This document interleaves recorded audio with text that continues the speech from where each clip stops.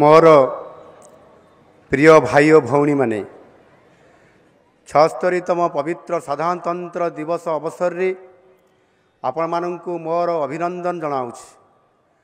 प्रत्येक ओडिशावासी देश तथा देश बाहर रहुतबा प्रत्येक भारतीय को आजिर दिनर अनेक अनेक शुभेच्छा। आमे जानू आधुनिक भारत इतिहास रे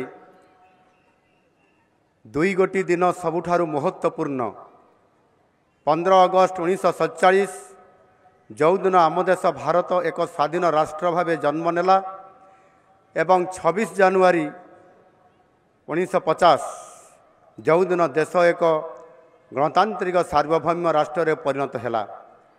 प्रत्येक भारतीय यही दुईटी जाक दिन सबुठारु बड़ पर्व।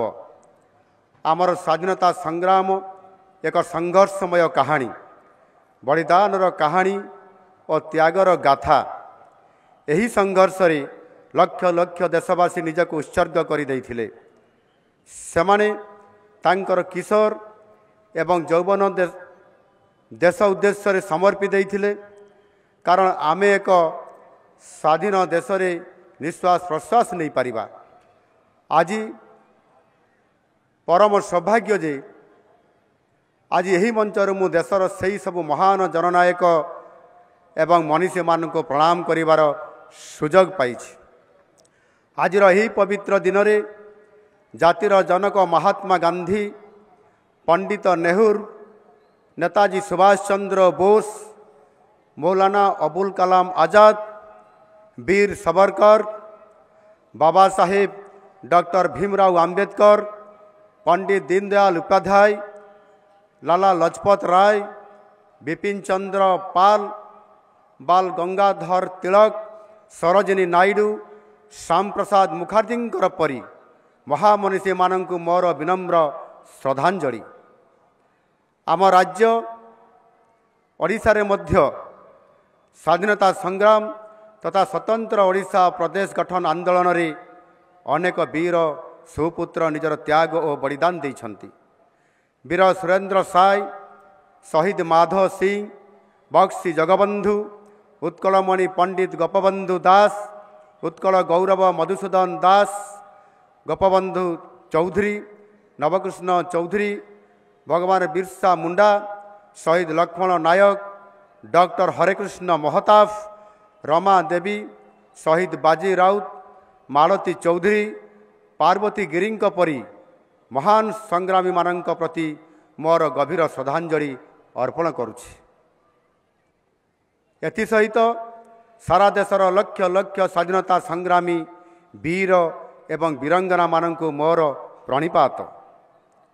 देश स्वाधीन होगा पर सबुठारु बड़ आह्वान थिला यार सुरक्षा और अखंडता को बजाय रखिबा सहित लोकंक स्वप्नर भारत गठन पाई एक सुशासन प्रदान करिबा। यही उद्देश्य रे देशर विभिन्न प्रांतरु निर्वाचित होइथिबा प्रतिनिधि माने 3 वर्षर विचार विमर्श परे देश को भारतीय संविधान रो उपहार देइथिले। डॉक्टर बाबा साहेब भीमराव आंबेडकर अध्यक्षतार रचित विश्वर दीर्घतम लिखित संविधान को 1949 मसीहा नवेम्बर 26 तारीख दिन गृहीत करा जाई 1950 मसीहा आज दिन में कार्यकारी करा जाइथिला। संविधान को निजर प्रथम धर्मग्रंथ मानुथिबा देशर यशस्वी प्रधानमंत्री श्री नरेंद्र मोदी जी नवेम्बर 26 तारीख को संविधान दिवस पालन करिबा पई 2015 मसीह घोषणा करथिले, जहा आमे उत्साह सहकारे प्रतिवर्ष पालन करि आसुछु। आज को 75 वर्ष पूर्वे आनुष्ठानिक भावे देश में गणतंत्र शासन व्यवस्था स्थापित होइथिला। एहा परे निरविच्छिन्न भावे आम देश सांविधानिक विधि व्यवस्था को पाथेय करी आगे चली। भारतर समसामयिक राष्ट्र जो माने विभिन्न उपनिवेशिक बादरू स्वाधीनता प्राप्त करथिले सेमानंक मध्यरु कौन सी राष्ट्र रे निरविच्छिन्न भावे गणतंत्र रही नहीं। सही सब राष्ट्र किसी समय पाई एकछत्रवाद परिणत होइछि। କିମ୍ବା ଆଜି ମଧ୍ୟ ସେଠାରେ ଏକଛତ୍ର ଶାସନ ଚାଲିଛି। ଭାରତରେ ଗଣତନ୍ତ୍ର ବଜାୟ ରଖିବାରେ ସବୁଠାରୁ ବଡ଼ ଭୂମିକା ଗ୍ରହଣ କରିଛନ୍ତି ଏ ଦେଶର କୋଟି କୋଟି ଜନତା। କୁହାଯାଏ ଗଣତାନ୍ତ୍ରିକ ଶାସନରେ ଲୋକଙ୍କର ସ୍ୱର ହିଁ ହେଉଛି ଭଗବାନଙ୍କର ସ୍ୱର। ସାଧାରଣ ଜନତା ହେଉଛନ୍ତି ଗଣତନ୍ତ୍ରରେ ଅସଲ ଶାସକ। ସାମ୍ବିଧାନିକ ବିଧି ବ୍ୟବସ୍ଥାରେ ଅତୁଟ ବିଶ୍ୱାସ ରଖୁଥିବା ଭାରତର ଯଶସ୍ୱୀ ପ୍ରଧାନମନ୍ତ୍ରୀ ଶ୍ରୀ ନରେନ୍ଦ୍ର ମୋଦିଜୀଙ୍କ ପ୍ରେରଣାଦାୟୀ ନେତୃତ୍ୱରେ ଆଜି ଭାରତ ଗତ 10 ବର୍ଷ ମଧ୍ୟରେ ଏକ ଶକ୍ତିଶାଳୀ ଦେଶ ଭାବେ ପ୍ରତିଷ୍ଠା ଲାଭ କରିଛି। ଭାରତ ଆଜି ବିଶ୍ୱର ପଞ୍ଚମ ଶ୍ରେଷ୍ଠ ଅର୍ଥନୀତି ହୋଇଥିବା ବେଳେ ଖୁବ୍ ଶୀଘ୍ର ତୃତୀୟ ଶ୍ରେଷ୍ଠ ଅର୍ଥନୀତି ଭାବେ ପ୍ରତିଷ୍ଠା ହାସଲ କରିବାକୁ ଯାଉଛି। ବିଶ୍ୱର ବିଭିନ୍ନ ଅନ୍ତର୍ଜାତୀୟ ମଞ୍ଚରେ ଭାରତକୁ ଅଦ୍ଭୁତପୂର୍ବ ସମ୍ମାନ ପ୍ରଦାନ କରାଯାଉଛି। ଗତ ଦଶନ୍ଧିରେ ସାମାଜିକ ଅର୍ଥନୈତିକର ପ୍ରତ୍ୟେକ ମାନକ ଏବଂ ସୂଚକାଙ୍କରେ ଉନ୍ନତି ପରିଲକ୍ଷିତ ହୋଇଛି, ଯାହାଦ୍ୱାରା 140 କୋଟି ଭାରତୀୟଙ୍କର ସାମର୍ଥ୍ୟ ଏବଂ ଜୀବନଯାପନ ଶୈଳୀରେ ପରିବର୍ତ୍ତନ ଆସିଛି। କେବଳ ସାମାଜିକ ଓ ଅର୍ଥନୈତିକ ବିକାଶ ନୁହେଁ, ସାଂସ୍କୃତିକ ବିକାଶର ମଧ୍ୟ ଅଭ୍ୟୁଦୟ ହୋଇଛି।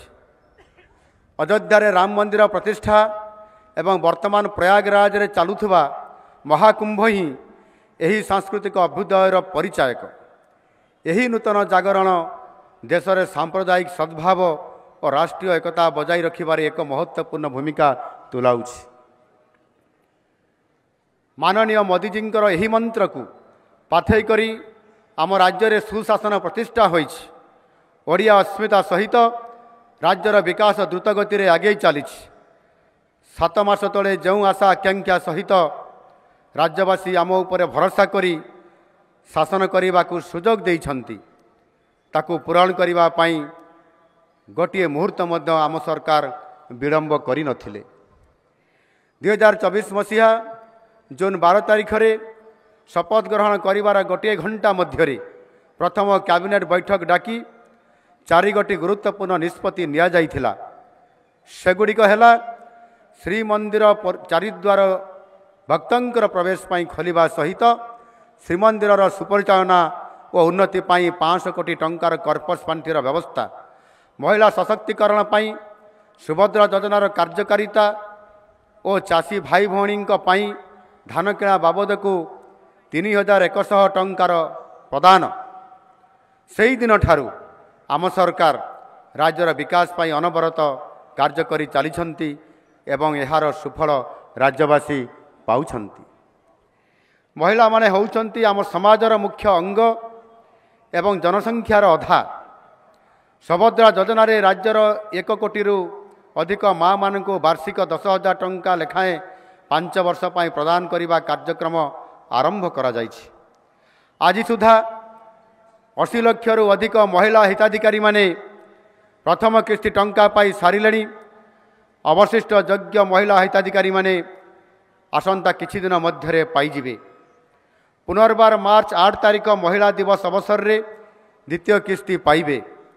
ଏହି ସହାୟତାକୁ ଉପଯୋଗ କରି ମା'ମାନେ ଛୋଟ ଛୋଟ ବ୍ୟବସାୟ କରି ନିଜ ନିଜ ପରିବାର ପାଇଁ ରୋଜଗାର କରିପାରିବେ। ଓଡ଼ିଶାର ଅର୍ଥନୀତି ଆମ ପରିଶ୍ରମୀ ଚାଷୀଙ୍କର ବିନା କଳ୍ପନା କରାଯାଇପାରେ ନାହିଁ। ରାଜ୍ୟର ପ୍ରାୟ 70% ଅଧିବାସୀ କୃଷି ଏବଂ ଆନୁଷଙ୍ଗିକ କାର୍ଯ୍ୟରୁ ସେମାନଙ୍କର ଜୀବିକା ନିର୍ବାହ କରିଥାନ୍ତି। ତେଣୁ ସେମାନଙ୍କର କଲ୍ୟାଣ କରିବା ସହିତ ସୁବିଧା ଅସୁବିଧାରେ ଛିଡ଼ା ହେବା ଆମ ସରକାରଙ୍କର ନୈତିକ ଦାୟିତ୍ୱ। ଏହି ଦାୟିତ୍ୱକୁ ଆମେ ସୁଚାରୁ ରୂପେ ତୁଲାଉଛୁ। ଏହାର ପ୍ରମାଣ ହେଉଛି ଧାନ କିଣା ବାବଦକୁ 3100 ଟଙ୍କା ପ୍ରଦାନ ଏବଂ ଅଦିନିଆ ବର୍ଷା ଯୋଗୁଁ କ୍ଷତିଗ୍ରସ୍ତ ହୋଇଥିବା ଚାଷୀ ଭାଇ ଭଉଣୀମାନଙ୍କୁ କ୍ଷତିପୂରଣ ବାବଦକୁ ଯଥାଶୀଘ୍ର 291 କୋଟିରୁ ଅଧିକ ଟଙ୍କା ସହାୟତା ପ୍ରଦାନ। ଅଦିନିଆ ବର୍ଷାକୁ ପ୍ରାକୃତିକ ବିପର୍ଯ୍ୟୟ ଘୋଷଣା କରି କ୍ଷତିପୂରଣ ପ୍ରଦାନ କରିବା ଚାଷୀ ଭାଇ ଓ ଭଉଣୀମାନଙ୍କର ପ୍ରତି ଆମର ପ୍ରତିବଦ୍ଧତାକୁ ସୂଚାଇଥାଏ। ଶିକ୍ଷା ଓ ସ୍ୱାସ୍ଥ୍ୟ ହେଉଛି ଜଣେ ସାଧାରଣ ଲୋକଙ୍କର ପାଇଁ ଦୁଇଟି ମୁଖ୍ୟ ପ୍ରସଙ୍ଗ। ଏହି କ୍ଷେତ୍ରରେ ଆମ ସରକାର ଉଲ୍ଲେଖନୀୟ କାର୍ଯ୍ୟ କରୁଛନ୍ତି। राज्यवासींकर पाई खुशी खबर हेउची आगामी मासठारु राज्यर 1 कोटी अधिक परिवार अर्थात 3.5 कोटी अधिक लोके आयुष्मान भारत प्रधानमंत्री जन आरोग्य योजन जोड़ी होगाकू जाउछंती। एही योजन केवल राज्य भितर नुहे राज्य बाहर रोतबा ओडिशार मोर प्रिय भाई और भौणी माने मध्य 5 लाख टंका पर्यंत चिकित्सा सुविधा पाई परिबे। सेथिपाई 29,000 रु भी अधिक अनुबंधित डाक्तरखाना से सबु सुजोग उपलब्ध। महिला हिताधिकारी माने 10 लाख टंका पर्यंत सुविधा पाइबे। यह सहित 70 वर्ष ऊर्ध्व समस्त वयोज्येष्ठ व्यक्ति मध्य गुणात्मक चिकित्सा पाई परिबे। एही योजना व्यतीत राज्यर हॉस्पिटल रे समस्त चिकित्सा सुविधा निदान और औषध बिना मूल्य रे पाई परिबे। राज्य रे शिक्षा क्षेत्र रे अद्भुतपूर्व परिवर्तन होगाकू जाउछि। प्राथमिक शिक्षार गुणात्मक मान वृद्धि करने 2 दिन तले गोदावरीश मिश्र आदर्श प्राथमिक विद्यालय प्रतिष्ठा करने निष्पत्ति निया जाइछि। एही विद्यालय गुड़िक अत्याधुनिक व्यवस्था परिपूर्ण रहिबो एवं आगामी 4 वर्ष मध्य प्रति पंचायत रे गोटे लेखाएं विद्यालय प्रतिष्ठा हबो। एथिपाई आम सरकार 12,000 कोटी टंका खर्च करिवे। यह सहित निपुण ओडिशा पीएम श्री योजना ऐतिह्य विद्यालय योजना आदि विभिन्न कार्यक्रम माध्यम विद्यालय गुड़िक उत्कर्ष केन्द्र में परिणत करने पदक्षेप मान निया जाउछि। यह व्यतीत छात्र छात्री मानक दिया जाउथवा मध्याह्न भोजन रे अतिरिक्त 1 टंका वृद्धि करा जाइछि। देशर छात्र और युवशक्तिर विकास रे गुणात्मक शिक्षा सबुठारु महत्वपूर्ण। यही उद्देश्य रे यशस्वी प्रधानमंत्री नरेंद्र मोदी जी नूतन शिक्षा नीति 2020 प्रणयन करिछंती। एथिरे शिक्षा प्रणाली को विश्वस्तरीय करिवार योजना करा जाइथिबा बेले मातृभाषा रे उच्च शिक्षा हासिल पाई मध्य व्यवस्था रहिछि। आमे जानू जनजाति माने आम राज्यर मोट जनसंख्यार प्राय 1/4 समानंकर विकास बिना राज्यर विकास असंभव। माननीय प्रधानमंत्री मोदी जी सर्वदा जनजाति मानक सम्मान प्रदान करने अनेक पदक्षेप नहीं। भगवान बिरसा मुंडांकर 150तम जयंती जनजातीय गौरव दिवस भाव पालन करी जनजाति मानकर 6,640 कोटी टंकार विकासमूलक प्रकल्प गुड़िकर आरंभ करिछंती। यह सहित धरती आबा जनजाति ग्राम उत्कर्ष अभियान और पीएम जनमन योजना माध्यम आदिवासी मानकर सामग्रिक विकासर लक्ष्य रखा जाई अछि। जनजाति संप्रदायर शिक्षा और समानंकर विकास सरकारंकर एक गुरुत्वपूर्ण उद्देश्य। जनजाति छात्र छात्री मानकु उच्च शिक्षा निमंते प्रोत्साहित करिबा पई एवं पाठपढ़ा छाड़ीबार हार ह्रास करिबा पई आम सरकार जनवरी 5 तारिख दिन शहीद माधव सिंह हाथ खर्च योजना कार्यकारी करिछंती। एथिरे नवम एवं एकादश श्रेणीर छात्र छात्री मानकु 5,000 टंका लेखाएं प्रोत्साहन राशि प्रदान करा जाइछि। यह द्वारा 2 लाख जनजाति छात्र छात्री उपकृत होइछंती। गत सरकार समय रे आदिवासी मानकर जमी हस्तांतर पाई अनुमति दिया जाई समानकु भूमिहीन करबा पाई जो चंचकता होइथिला ताकू आम सरकार नवगठित आदिवासी उपदेष्टा कमिटी बैठक रे रद्द करिछंती। आदिवासी मानकर स्वार्थ स्वाभिमान और संस्कृतिर सुरक्षा पाई आम सरकार 100% प्रतिश्रुतिबद्ध। आम सरकार दूरगामी योजना गुड़िकर सफल रूपायन एक मुख्य उपादान हेउछि दक्षतारू चाहिदा एवं शिल्परू समृद्धि। गत 7 मास मध्य आमे प्राय 2 लाख कोटी टंकार पुंजी निवेश पाई मंजूरी प्रदान करिथिबा बेले एथिरे 1 लाख अधिक नियुक्ति सुजोग सृष्टि हबो। आगामी Utkarsh Odisha make in Odisha conclave 2025 कार्यक्रम रे ओडिशा को पारंपरिक क्षेत्र सह विकल्प शक्ति आईटी सेमीकंडक्टर स्टील कृषिभित्तिक शिल्प पर्यटन केमिकल्स पेट्रोकेमिकल्स फार्मास्यूटिकाल्स बंदर भित्तिक शिल्प परी आधुनिक क्षेत्र में निवेशर व्यापक सुजोग सृष्टि होइछि। सिंगापुर राष्ट्रपति ओडिशा आगमन एवं आम सरकार सहित 8 गोटी बुझामणा पत्र स्वाक्षरित करने यार ज्वलंत उदाहरण।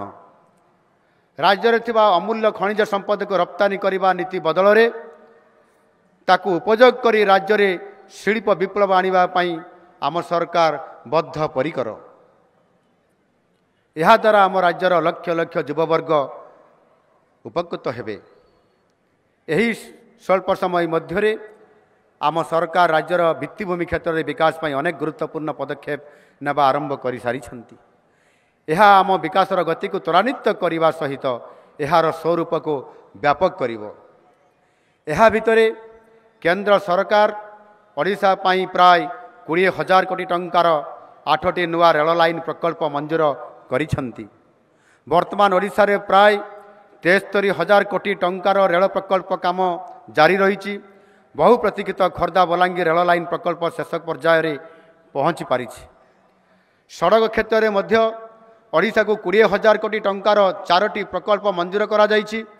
मोर दृढ़ विश्वास केंद्र सरकार और राज्य सरकार मिलित उद्यम आगामी 5 वर्ष आम ओडिशा पाई भित्तिभूमिर सुवर्ण युग हब। डबल इंजिन सरकार ओडिशार विकास को द्विगुणित करिब एथिरे तिले मात्र संदेह नहीं।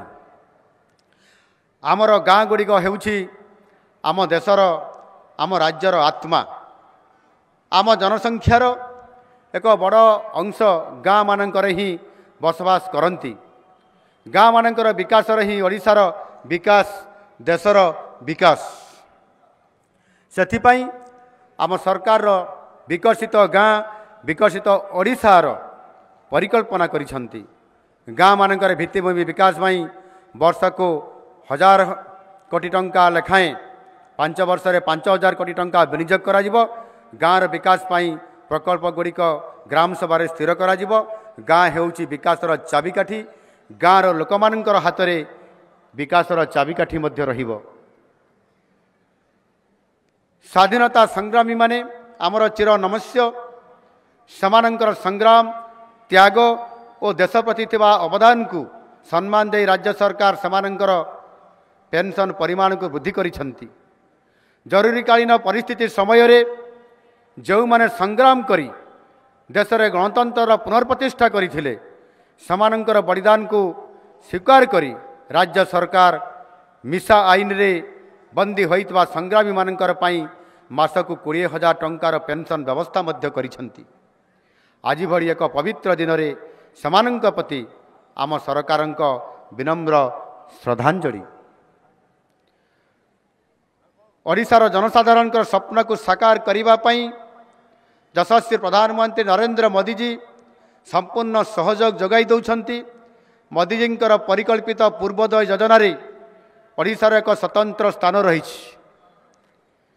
आज ओडिशा रे light house tourism festival, navy day, DG conference, जातीय खनि मंत्री सम्मेलनी और प्रवासी भारतीय दिवस परि गुरुत्वपूर्ण जातीय और अंतर्जातीय कार्यक्रम प्रथम थर पाई खूब सफलतार सह अनुष्ठित होइछि। प्रवासी भारतीय और प्रवासी ओडिया माने एबे ओडिशा रे विकास यात्रा रे सहयोगी हेबा पाई खूब उत्साहित अछंती। आज यही पवित्र साधारणतंत्र दिवस केवल उत्सवर बेल नुहे। यही पवित्र दिवसटी आम समस्त को चेताई दे थाई जे गणतंत्र एवं संविधान सुरक्षा दायित्व आम समस्त उपरे न्यस्त। यह आमको मन पकाई दे थाए किपरि आमे गणतंत्र सजाग प्रहरी भई जरूरीकालीन परिस्थिति परि स्वेच्छाचारी एवं अगणतांत्रिक कार्य को किपरि भावे प्रतिहत करि परिबा। आज आम पाई सबुठारु महत्वपूर्ण व्यक्तित्व हेउछंती भारत रत्न डॉक्टर बाबा साहेब आंबेडकर जी आंभ मानको आम अमूल्य संविधान प्रदान करिछंती। तांकर ही अवदान को आम समस्ते प्रति मुहूर्त में मन पकाइबा उचित। कारण यही संविधान जगू आम देश भारत एक शक्तिशाली गणतांत्रिक राष्ट्र परिणत होइछि। ଯଶସ୍ୱୀ ପ୍ରଧାନମନ୍ତ୍ରୀ ମାନନୀୟ ନରେନ୍ଦ୍ର ମୋଦିଜୀ ଆମକୁ ଶିକ୍ଷା ଦେଇଛନ୍ତି ସମ୍ବିଧାନକୁ ମଥାରେ ଲଗାଇ ଜନସେବା କରିବା ପାଇଁ। ଆଜିର ଏହି ପବିତ୍ର ଦିବସରେ ମୁଁ ସମସ୍ତଙ୍କୁ ଆହ୍ୱାନ କରୁଛି, ଆସନ୍ତୁ ବାବା ସାହେବଙ୍କର ପ୍ରଦର୍ଶିତ ମାର୍ଗ ଅନୁସରଣ କରି ଆମ ରାଜ୍ୟ ଓଡ଼ିଶାକୁ 2036 ମସିହା ସୁଦ୍ଧା ଏକ ସମୃଦ୍ଧ ରାଜ୍ୟ ଭାବେ ଗଢ଼ି ତୋଳିବା ଏବଂ 2047 ମସିହା ସୁଦ୍ଧା ଆମ ଦେଶ ଭାରତକୁ ବିକଶିତ ଦେଶ ଭାବେ ଗଢ଼ିବା ପାଇଁ ନିଜ ନିଜର ଯୋଗଦାନ ଦେବା। ଆସନ୍ତୁ ଆମ ଓଡ଼ିଶା ଓଡ଼ିଆପଣ ତଥା ଭାରତୀୟତାକୁ ସଦା ଜାଗ୍ରତ ରଖିବା ପାଇଁ ଏକ ସମୃଦ୍ଧ ଗଣତନ୍ତ୍ରର ଉତ୍ତରଦାୟାଦ ରୂପେ ଆମେ ସାଥୀ ହୋଇ ବିକାଶକୁ ବିଶ୍ୱାସ ବନେଇବା। ଝଡ଼ ଆସିବ, ଝଞ୍ଜା ଆସିବ, ଆହ୍ୱାନର ପାହାଡ଼ ଆସି ଠିଆ ହେବ, କିନ୍ତୁ ବିଡ଼ାଏ କାଠି ଭଳି ଆମେ ଏକାଠି ହୋଇ ଏହାକୁ ସାମ୍ନା କରିବା। ଅନ୍ୟାୟ ବିରୁଦ୍ଧରେ ନ୍ୟାୟର ଏବଂ ଅହଙ୍କାର ବିରୁଦ୍ଧରେ ଅସ୍ମିତାର ବିଜୟ ପାଇଁ ନିଜକୁ ସମର୍ପଣ କରୁଥିବା ପୁଣି ଥରେ ଆପଣମାନଙ୍କୁ 76ତମ ସାଧାରଣତନ୍ତ୍ର ଦିବସର ହାର୍ଦ୍ଦିକ ଅଭିନନ୍ଦନ ଓ ଶୁଭକାମନା। ଜୟ ହିନ୍ଦ,